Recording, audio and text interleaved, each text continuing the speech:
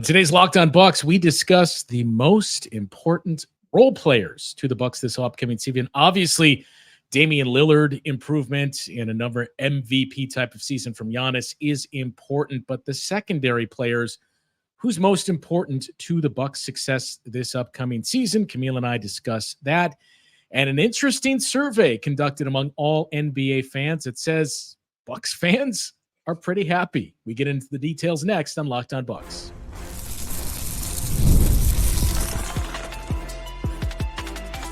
You are Locked On Bucks, your daily Milwaukee Bucks podcast, part of the Locked On Podcast Network, your team every day.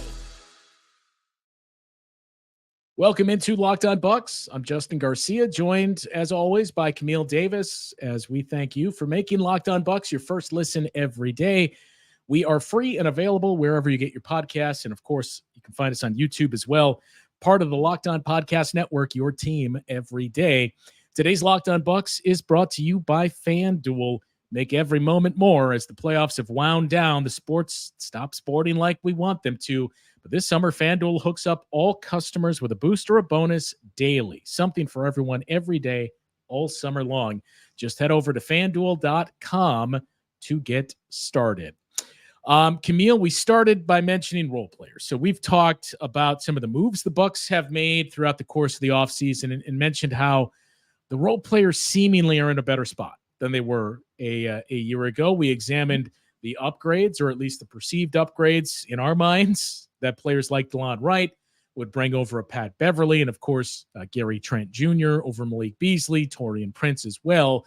But if we peel back another layer of the onion and really get into it, the most important of those guys. So look, the caveat to all of this is when we say who's the most important role player, if Giannis and Dame and Khris Middleton and Brook Lopez, if there's not pretty close to full health from all of those guys, well then, yeah, none of this really matters anyway. But assuming you get the bounce back season, the revenge season, as Dame has already taken to Instagram a couple of times, right? Assuming we get how Giannis looks in the Olympics, assuming you get Brook Lopez maximized and Khris Middleton doesn't even have to be the guy you saw in the playoffs, but a dependable version of Khris Middleton, you're going to need some key contributors along the way. So this is what that episode is digging into. Who is the most important of those secondary guys, the non-stars on this team?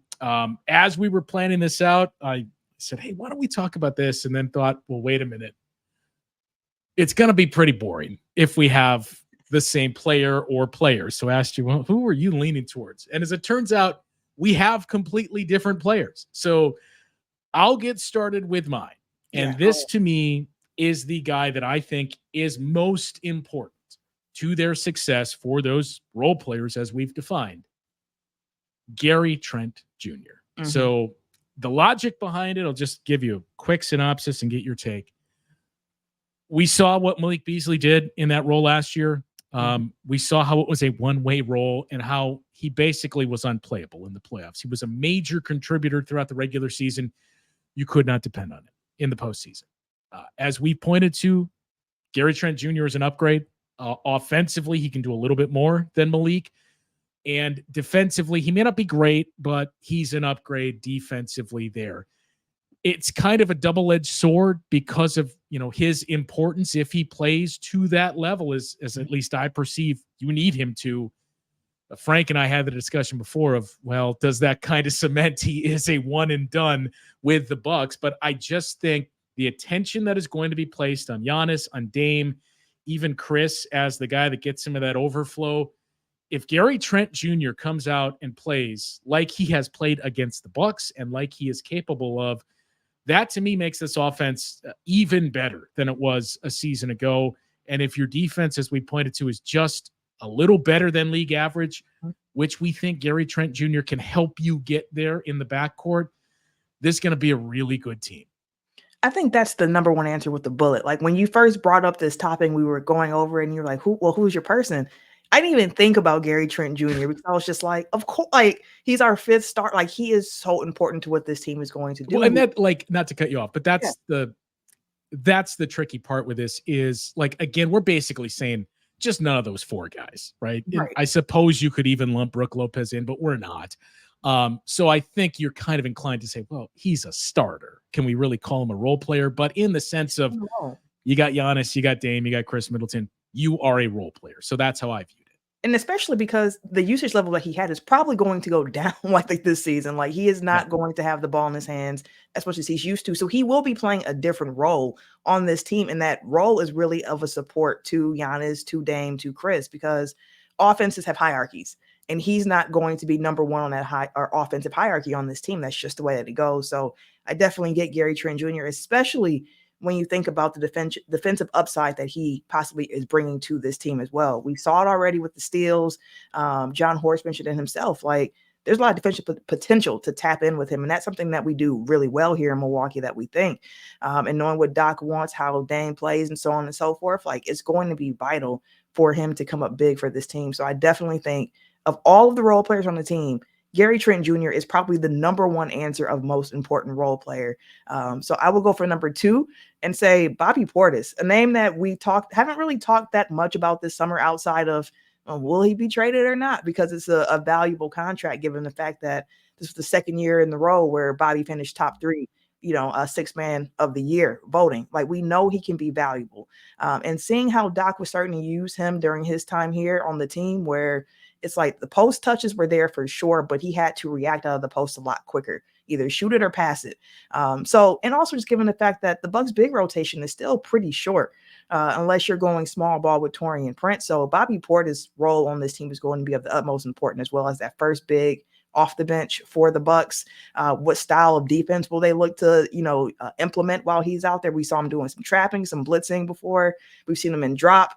What is going to be best use of Bobby going forward? So I think he's also somebody who's going to be a really, really important role player for the Bucks. The other piece with Bobby too is, and this isn't just Bobby. There's a number of players on the team that this applies to.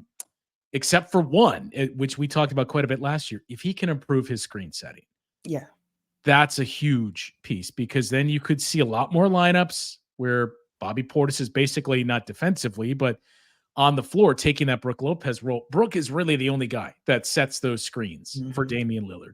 We talked about Giannis. It's not his strength. You kind of understand why, though. But with Bobby Portis, if he can make some strides there, I think that would be huge for the team offensively.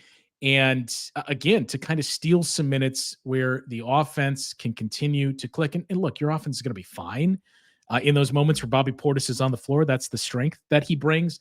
But freeing up Damian Lillard, as we mentioned, the bounce back season, and getting Damian Lillard back to that guy that he was in Portland, things like that, the little things of setting proper screens for him, getting him open. Where does he like that? Getting him into his comfort zones. That's going to be huge for the Bucks. And if Dame gets going, it's going to get Bobby Portis and everybody else going as well. We've seen that multiple times as well. The driving kick is lethal. I mean, we saw it for years with Giannis and his style of play, but we also see it now with Dame. And when he can put pressure on the rim and really get that offensive attention, like, it helps free up all of his other teammates. I love that you brought up the screening for Bobby Portis as well, because that is going to be key. Because if you can unlock the pick and roll with him and Dame as well, with the skill set that Bobby Portis has, more in line with the Brook Lopez of the shooting, but Bobby has a lot more shot creation in his offensive bag than what Brook Lopez does, at least on the perimeter. I guess you could argue post-wise. Hey, you could argue it, but thinking perimeter-wise, if you're setting those picks out there, it could really open up a lot for Bobby. And we know that offensive load is part of his job description. So he's going to have to continue bringing that as well. So last season, he averaged, about 14 points a game. He has to be around there, I think, still for the Bucks. So, if he can be around that 14, 15 point per game mark, it's going to be good offensively for the Bucks, especially if he can do it consistently.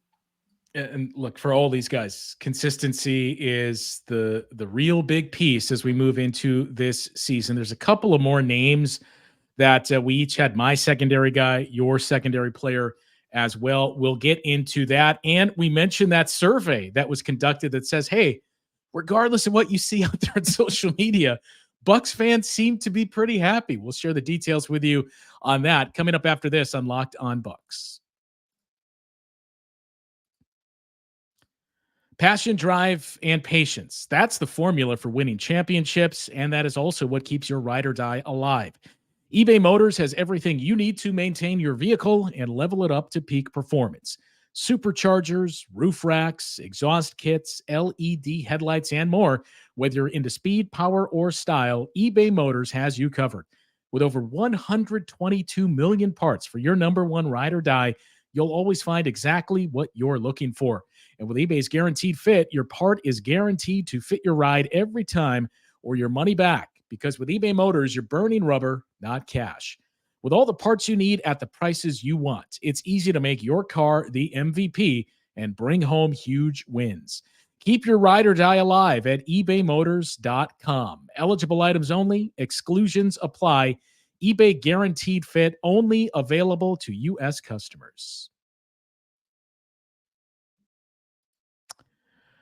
So a couple of other players to mention here, Camille. And you mentioned the scoring numbers for Bobby Portis. He's been very consistent, really, since coming to the Bucks the last 3 years, especially. He's been about a 14, 15 points per game guy. Not quite as much his first year here in Milwaukee, but that was a bit of a transition for everybody. But you've gotten that consistency from him. Gary Trent Jr. is a guy who has shown the ability, and not that Bobby doesn't have this ability either, but consistently shown the ability to score at a higher rate when he gets that usage. He averaged 14 points per game last year as well, basically down to the decimal, the same scoring average as Bobby Portis had. And throughout his career, he's been a guy that at times has pushed close to 20. So it's going to be interesting to see how much of a hit that takes, how much of a hit Bobby Portis takes as well when you're adding more scores to this team. But to me, I think Gary Trent Jr. far and away is my number one. Yeah. The next name, the only other name that I had, I wouldn't say isn't close, but I think there's a gap between them in their importance. And my number two guy is Taurean Prince, because it was essentially a position that you had to punt on last year with that type of player that would fit that role, where he's essentially replacing Jay Crowder, and a guy that, you thought could handle threes and fours. As we saw, those days kind of slipped away for Jay Crowder. He was more of just an undersized four. Taurean Prince is about the same size, maybe undersized at the four, but he's shown the ability to do it. If he can give you what you thought you were getting in Jay Crowder, 2 years ago, a year and a half ago, when you acquired him at the trade deadline, that's a massive boost, especially considering he is younger than Jay Crowder not only is now, but then Jay Crowder was when you acquired him. So if he can even check off 80% of what you thought you were going to be getting in Jay Crowder, that's a massive boost for this team and their versatility. It truly is. It truly is, especially given the fact that Taurean Prince is coming in as somebody who last season knocked down nearly 40% of his three-point shots. Like, thinking of Jay Crowder's season last year, where at the beginning he started off really hot. And in part of why we said he was such a hot start was the shooting aspect of it, of what he was bringing to the table. He had the injury when he came back. The shooting touch just never seemed to get back to the level of what he started the season with, which, if I remember correctly, was a pace where it was like, this is not sustainable for an entire season. So that caveat aside, but just having somebody who can really knock down the three ball, in addition to the defensive versatility that he can bring forward, that's going to be really important for this team, because theoretically it can unlock some lineups for the team that we haven't gotten a chance to see. Maybe more Giannis at the 5 lineups if you go really small. So he's definitely somebody who's really important, I think, as a role player. And I think that other guy they picked up this summer as well is going to be really important with DeLon Wright and everything that he can bring to the table defensively, since, as we talked about at end last season, of how big of a need the Bucks had for a perimeter defender. And Wright projects to be all of that and more.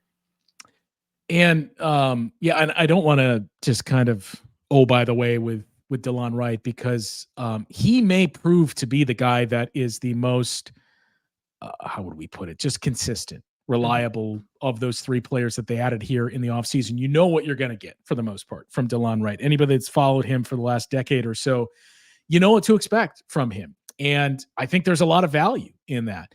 With Taurean Prince, when we talked about if he can give you what you thought you were getting with Jay Crowder, I think the conversation is still there of can he really take on those assignment on threes? He's been a power forward for basically the last, 4 or 5 years of his career. He's kind of shifted towards that. I do think he presents more opportunity to take on some of those wing players than we saw with Jay Crowder later in his career. But I think the other important piece is Taurean Prince played 78 games last year. Now, there were injury factors the year prior with the Minnesota Timberwolves, but throughout his career, for the most part, he's been pretty reliable in what he's been able to give you. It hasn't necessarily been injuries. Some of the games missed have been players that have been in front of him on the depth chart. But last year, the 78 games played, as we joked about, Lakers fans would tell you it was too much and it was too many minutes. But still, as people oftentimes point out, availability is the best ability, and especially for an older team that just needs players that are going to be there when called upon. That is a huge, huge number to circle when you look at the stats for Taurean Prince. That piece right there, Justin, I'm so glad you said that, because the players who we've listed, Gary Trent Jr., Taurean Prince, DeLon Wright, Bobby Portis, like these are guys, and the three new free agent additions in particular, like part of their importance is because it takes pressure off of those younger guys we have on our roster. If we didn't have the 3 free agent pickups that we got this offseason and felt as comfortable as we do, of course, in the offseason about how they're going to play, we would be expecting a lot more out of your AJ Green, your Andre Jackson Jr., your Marjans, so on and so forth. And this is not me saying that those guys don't get opportunity now, but now it's a situation of like, they can go on the court like consistently if they outplay those other guys, where it's not a thing of we need you to be good. Otherwise, we don't have any other options. Like the Bucks have a few options right now. And I think being able to take that pressure off the young guys also is really beneficial to the makeup of the entire team. Yeah, it's just, look, we got to wait for the season to start and see how things pan out, because, the old saying about best laid plans, but it just feels like they are in the Bucks a much, much better spot with health, with age, with dependability, reliability, all of it, with their role players and everything else moving into this season. And, we mentioned, are the Bucks under the radar? Yeah. Is that a good thing? Probably. A couple other things we do want to get to here before we wrap up. We mentioned that survey. One thing I want to point out really quick, and I think we'll have this discussion next week, but just when I mentioned, are the Bucks under the radar? Seen a few other people start to talk about this. Which team has the most pressure on them going into next season? Are the Bucks in that conversation? So that's something we'll get into a little bit on next week's show. Also, next week. So we thought it was going to be this week. There's some scheduling issues that popped up, but Melanie Ricks is going to join us on next week's show. It is probably going to be a 2-part episode. We're encouraging you to send in your questions. I know everybody has questions for Mel. How did you get to where you are? What was your journey like? Anything. Send your questions to the email address we have on the screen here. If you're watching, if you're listening, we put the email address in the episode description as well. But send your questions, and we'll give those to Mel when we catch up with her next week on the show. One other thing to touch on is a survey that was conducted with all NBA fans, taking a look at some of the results for Bucks fans. Just how happy and satisfied are they? If you only go off of social media, the responses may surprise you. We'll get into that survey coming up next year on Locked On Bucks. Time to talk to you about our friends at FanDuel, as we all love sports. So much so that we never want them to stop. But the playoffs have come to a stop. So we're getting fewer games now. The sports just aren't sporting like we want them to. But luckily, FanDuel keeps you and the sports going whenever you want. All you have to do is open up the app and dream up bets anytime you're in the mood. This summer, FanDuel is hooking up all customers with a boost or a bonus daily. That's right. There's something for everyone every day all summer long. So head over to FanDuel.com and start making the most out of your summer. FanDuel, official sports betting partner of Major League Baseball. All right, Camille, there was a survey that was recently conducted here, basically trying to take the fan experience into account. So your expectations for your team, your overall happiness with your team, etc. And the Bucks actually scored very, very high on this. So apologies to those listening to the podcast, but we'll throw the graphic up here for those of you on YouTube. And again, this data was commissioned and collected by casino.org, looking at who are the most and least miserable fan bases in the NBA. According to their survey. So the other thing to point out, not a super huge sample size. It's not tiny, but about 2/3 of the survey responders were males. Only about 1/3 of those fans were female. About 86% of Bucks fans think the Bucks have a chance to make it to the NBA Finals this upcoming season. I mean, to say have a chance, Camille, I mean, it's a 99%. You have a chance, especially with how we've seen more parity enter the NBA. But 86%, still an impressive number there. The other ones that really stood out to me, 96% are happy with the current players on the Bucks. What is not to be happy with when you have Giannis and Damian Lillard? Although maybe it's that small segment of the audience that's unhappy with Khris Middleton and Brook Lopez. 82% trust Bucks management, which again, if you only lived on X and social media, you would think maybe the 2 and the 8 were flipped around. Absolutely. There. And then 96% of Bucks fans find the overall game day experience to be enjoyable. So from that first batch of numbers and survey responses, what stood out to you? Absolutely. The number of people who took this survey that currently trust Bucks management, 82.1% was a number that was a bit higher than what I thought, as you said, based on what I normally see. And maybe it's just because of our current status of being the co-host of Locked On Bucks, where we interact a lot with people online. But I was just like, wow, that's a higher number than what I thought. Even seeing that, 96% of Bucks fans are happy with the current players on the Bucks right now. I can attest a lot of that's probably due to Giannis. You have Giannis on your team, you're going to be very happy about that. But you always hear so much about like Khris Middleton, Pat Connaughton, even half the fan base that felt like at a time with Bobby Portis. So seeing that there are so many people who are happy with the current players on the Bucks, even Dame, because there are some people who have been out there that we've heard mention the fact that, we wish we had Jrue Holiday, but fans seem to be pretty happy right now. Yeah, I guess the most surprising one to me was that it was basically 40% of fans say, yeah, my mood doesn't change when there's injuries, which, I mean, that's what I'm willing to give you a pass on. If it can be 99% for that one. And then the like major buckets from this were 4 key areas that this survey really dug into. On a scale of 1 to 5, how often do you feel let down by your team? So 1 is never, 5 is always. Bucks fans were right in the middle at a 2.6, which is saying something for a team that was bounced in the first round 2 years in a row.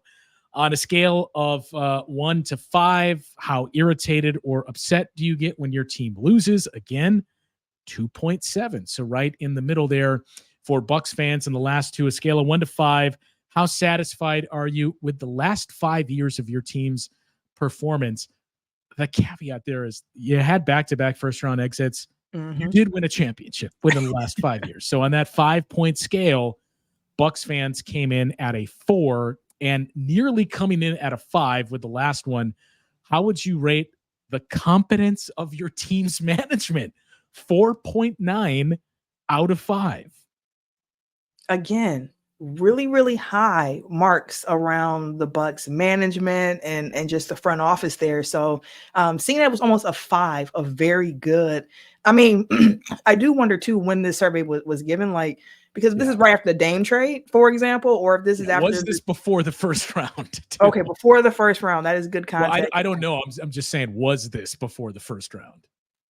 It makes a difference. It makes a Yeah. difference here, I think, as well. But I mean, the fact that the Bucks did last summer pull off the Damian Lillard trade, I think that does have some goodwill. Although we had to send out Drew Holiday to make that happen, being able to get back somebody like Damian Lillard to pair with Giannis, I think most people would be very, very excited about that.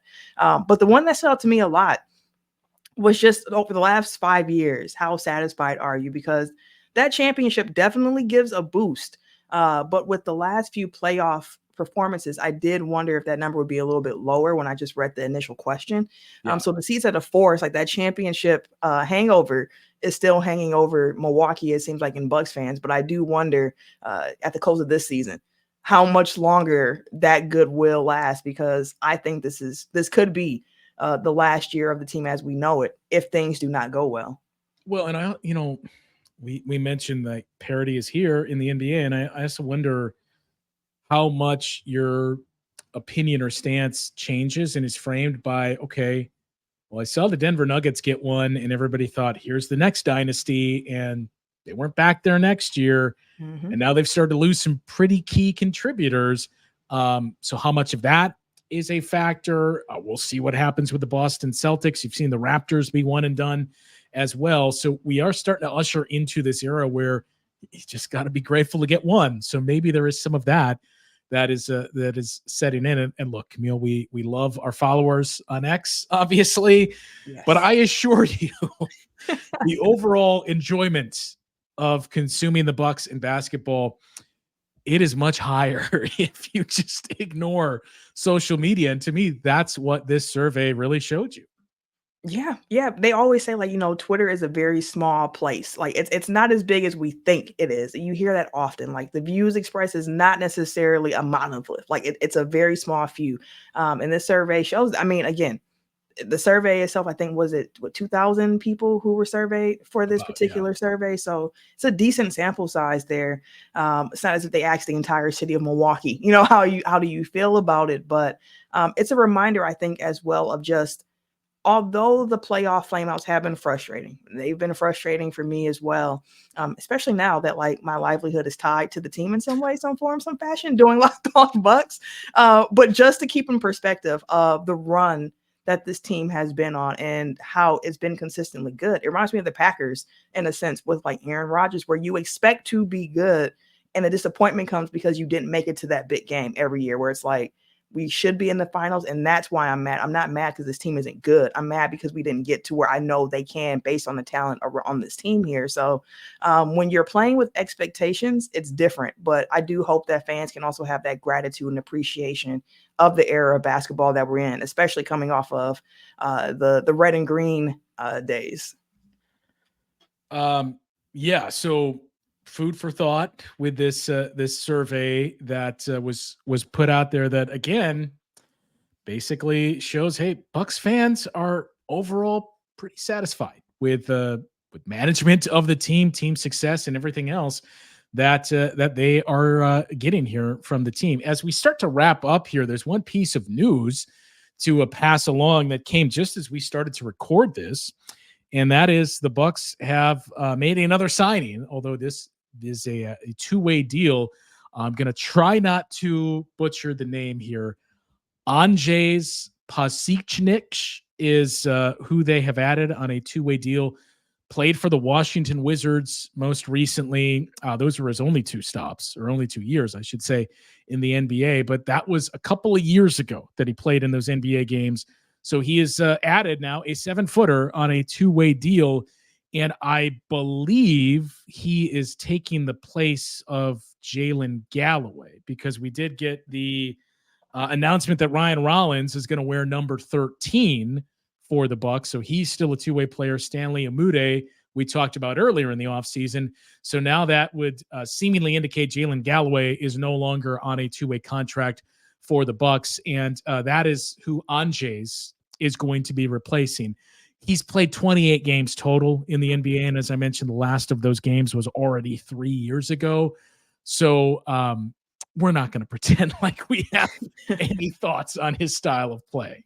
Yeah, I mean, he's also an older player. He's 28 years old as well. So we're going to see him out in the hurt. He doesn't seem to fit like the style of a big that you normally think about playing with Giannis, that has been ushered in with Mike Budenholzer initially with bringing Brook Lopez in, which is that shooting big.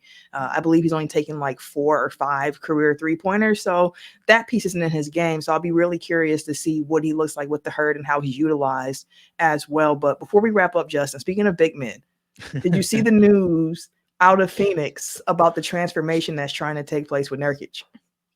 I did. Not surprised that Bud comes into town. So what you're alluding to, I don't know how much, but Yusuf Nurkic has visibly cut some weight. And we saw footage of him taking 3-pointers in the training facility for the Phoenix Suns.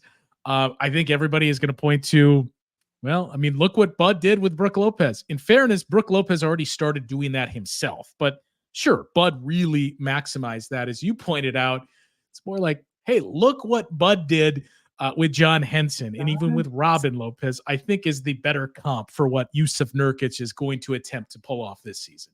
Yeah, that's what I said. I was like, well, I mean, he did have John Henson out here shooting threes. So, like, it shouldn't surprise me to see that Nurkic is also following and suit. To clarify, Camille, attempting threes. Yeah, I mean, it wasn't long. He didn't get a long leash here with Bud. He was traded out pretty early on into that tenure, but he was shooting them. I think the Robin Lopez analogy is a really great one. So it'd be fun if Nurkic. Hopefully not for Suns fans. Hey, listen, if he can have a real cool 3-point celebration like the tea sipping that we got with Robin or something, like that'd be cool. That is going to be a fascinating team to monitor because we know what to expect. We know what Bud wants. And when you look at the team, granted, they had, we think, some pretty good draft picks and some pretty good moves. They just added Tyus Jones, too, on the vet minimum. It's going to be an interesting team to watch to see, okay, do they have any trades that they're even worse in terms of the second apron than the Bucks, but do they have any other moves to make? And how is Bud going to make this work? Because they were obviously a disappointment last year. But as we talked about, all throughout last season with the coaching change the Bucks made, even when Bud was fired, you did have a lot of stability with Bud, and he certainly lifts the floor for every team that he goes to. So at the bare minimum, I expect the Suns to be better than they were a season ago and find some more consistency. That feels like a realistic expectation. That's what Bud does. I mean, the West is going to be tough. It's going to be a bloodbath in the West, especially with a team like Memphis, where they didn't do well last year, but Ja comes back. And I feel like that's somebody in particular who just hasn't been getting enough respect this summer based on all of the antics that he's been having. But I can't wait for the season to start. It should be fun. It should be fun. And what should also be fun is next week when Melanie Ricks is going to join us on the show. So again, send us your questions for Mel. You can tweet them to us. You can send them to the email address that we included in the episode description. And you can see on the screen here, if you are watching on YouTube, it's a remarkable story when you think about where Mel started with the team and everything that she's accomplished along the way. I have some stories too that I'm going to bring up to Mel, and I co-hosted a show together a couple of years ago. And there's some memories and things that I remember from that I'm going to bring up to her, but it should be a very, very fun discussion with Mel on the show next week. So if you have questions for Mel, send them to us on Twitter or the email address that we provided here, and we will get to that. We also mentioned which teams are under the most pressure. We're going to take a look at that on next week's show. One other idea as well, we were trying to loop Frank in on, who's, by the way, in Wisconsin as we speak, but a neat idea in terms of drafting your all-time Bucks team. So that's something that we're going to have in the coming days or weeks here in the off season as well. And now we're already into August too, Camille. So the schedule is going to be out before you know it. So it never slows down when we get to the off season here in the NBA. Yeah, it never truly does. And I cannot wait to see that schedule because, I mean, something more to talk about. It starts to feel more real. And also then I can block off my calendar because people are already asking me to do things. And it's like, I don't know. I got to wait. Yeah. I am going to be out of town this weekend. As you listen to this show, I am heading to the UP. So I would appreciate in advance. Don't send me any spoilers on SummerSlam. I'm going to have to catch up on it when I get back Sunday night or Monday morning. But yes, that's my only plea to the audience who apparently doesn't care about SummerSlam based off the Money in the Bank recap that we did. But that will do it for today's show. For Camille, I am Justin. We'll talk to you once again next week on Locked On Bucks.